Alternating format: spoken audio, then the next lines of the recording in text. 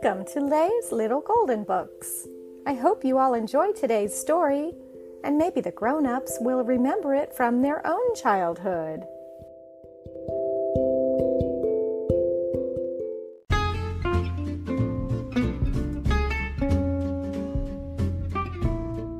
Walt Disney's Pinocchio, adapted by Campbell Grant, a little golden book originally from 1948.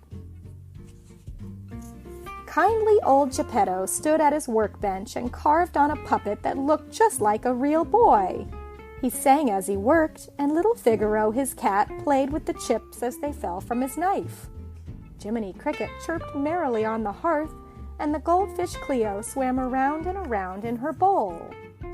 "There," said Geppetto as he held up the puppet, "you're finished." He held the strings and danced the little wooden boy across the floor. "How I wish you were a real live boy," he said. "What fun we would have, you and Figaro and Cleo and I." "What about me?" asked a small voice. "Couldn't I have fun too?" "Oh, Jiminy Cricket, of course you could have fun too," laughed Geppetto. "You could go everywhere with him to keep him out of trouble. What shall we call him? Pinocchio? Little wooden-headed Pinocchio." "A dandy name, Pinocchio!" cried Jiminy Cricket. He jumped from the floor to the workbench. "A dandy name!" At that moment, all the clocks in the house started to strike. Old Geppetto looked up. "It's 9 o'clock," he said. "Time for sleep."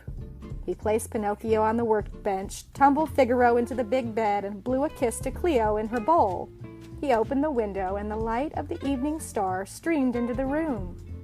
"Starlight, star bright," he said softly. "I wish Pinocchio were a real live boy."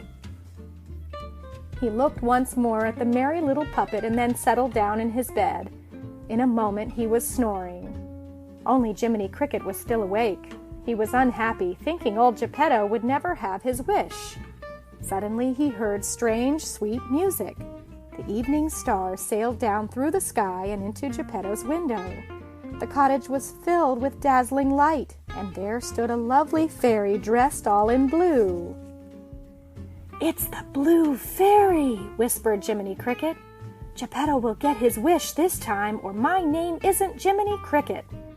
The Blue Fairy flew to the workbench where little wooden Pinocchio sat and said, "Awake, Pinocchio, and live. To you the gift of life I give. Be good and bring Geppetto joy, and grow to be a real live boy." You can imagine Geppetto's surprise the next morning when he found Pinocchio running around. "I'm dreaming. You can't be alive. You're still made of wood," said the astonished old man. "But if I'm brave and good, I'll be a real live boy someday," said Pinocchio joyfully. At last Geppetto said, "Now, Pinocchio, it's time for all good boys to go to school." And Pinocchio started out. "Pinocchio," Jiminy Cricket called, "wait for me." But although the Blue Fairy had told Pinocchio that Jiminy Cricket was to be his friend and conscience, Pinocchio did not hear the voice of his little friend. Suddenly something tripped Pinocchio. It was a cane, thrust between his flying feet by the sly old fox, J. Worthington Foulfellow. Foulfellow helped Pinocchio to his feet and winked at his partner Gideon, the bad cat.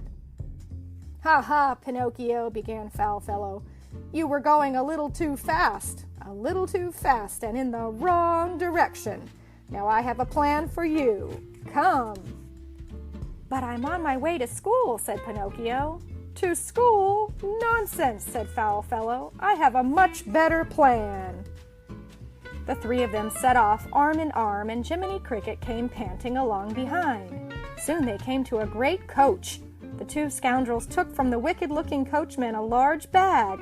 They had sold Pinocchio for gold. Then they went away laughing.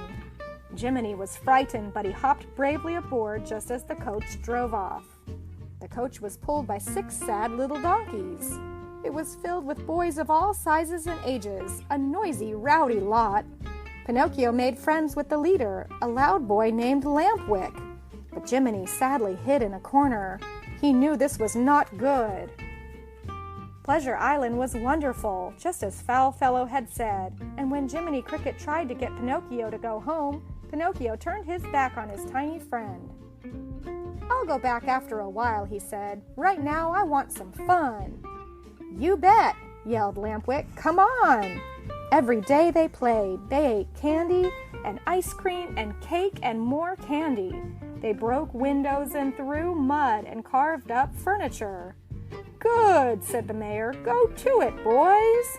"Fine," cried the coachman. "They're almost ready." "Pinocchio," begged Jiminy Cricket, "please come with me." "Who's the goody-goody?" sneered Lampwick. "Yeah," Pinocchio said. "Go away, Cricket. I'm tired of you." He looked at Lampwick for approval. Right before his eyes, Lampwick's ears became long and fuzzy. Then he grew a tail. And then, in a twinkling of an eye, Lampwick turned into a little donkey. The coachman came running and put a rope around Lampwick's neck. "Aha!" he cried. "Another donkey to sell to the man who runs the salt mines." He reached for Pinocchio because Pinocchio was growing donkey's ears and a donkey's tail, too. But Jiminy Cricket shouted, "Run, Pinocchio! Come on!" And this time Pinocchio ran with Jiminy Cricket.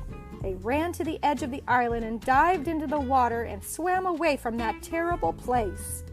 Hours later, wet and tired, they came to Geppetto's cottage, but no one was there. Old Geppetto had taken Figaro and Cleo and gone to search for Pinocchio.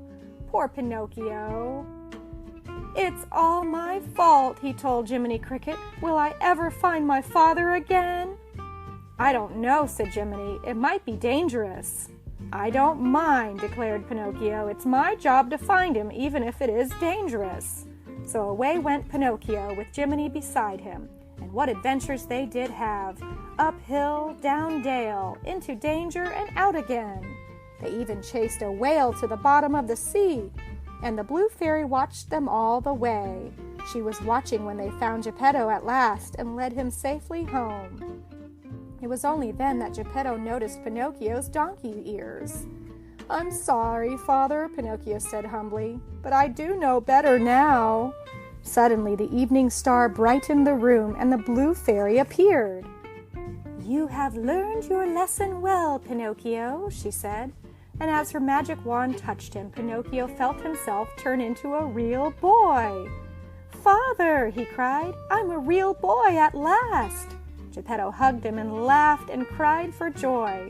And as for Jiminy Cricket, the fairy gave him a badge of gold, and on the badge it said, "Awarded to a good conscience who helped make a real boy out of a wooden head." The